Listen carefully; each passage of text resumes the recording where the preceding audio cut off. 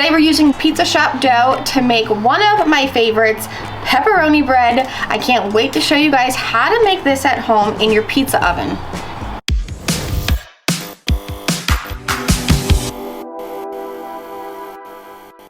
Taking a trip to your local pizza shop not only makes it easy when you need dough in a pinch, I love stopping by my local pizza shop to buy some pizza dough. In a pinch, it makes a pizza party so fast and easy. Or if you just don't like making your own dough, test out some of your local pizza shops and pick up their dough. You might even pick up some cool ideas. These are things that I keep in my house, things like this with Parmesan cheese, pizza seasoning, maybe our Tuscan herb, a little oregano.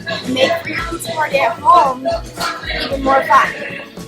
Today I'm buying some dough balls from one of my favorite pizza shops to make one of our favorites. It's pepperoni bread. First things first, let's get our Blackstone turned on. Now onto our dough. Down goes some semolina, and then we're gonna roll out our pizza dough. The only time you'll see me using a rolling pin when it comes to pizza is for this pepperoni bread.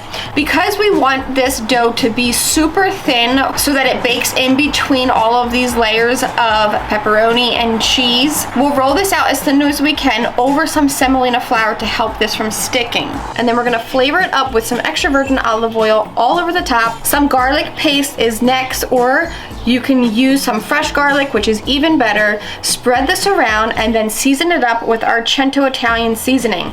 Now time for our deli sliced cheese and meat. I got these nice and thin cut.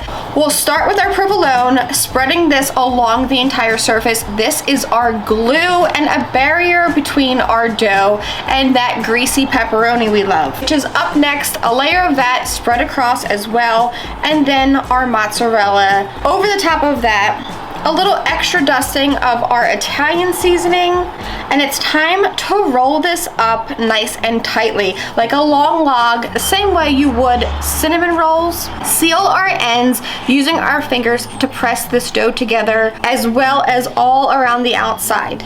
We're gonna use a little egg wash brushed over the top to get that beautiful golden brown color, a little extra seasoning, and a few slits across the top to help that air release as this bakes. Get our pepperoni roll up on to this tray into the pizza oven. We'll turn the pizza oven down to the lowest setting and allow this to slowly cook in here for about 15 minutes. As you see the cheese start to ooze out, you'll know it's time to bump up your heat to high, get some extra color on there for another minute or two, and then out it comes.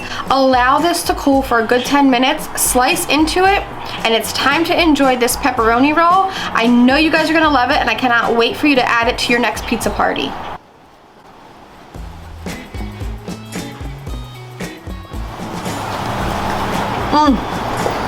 It's like greasy good. Try it.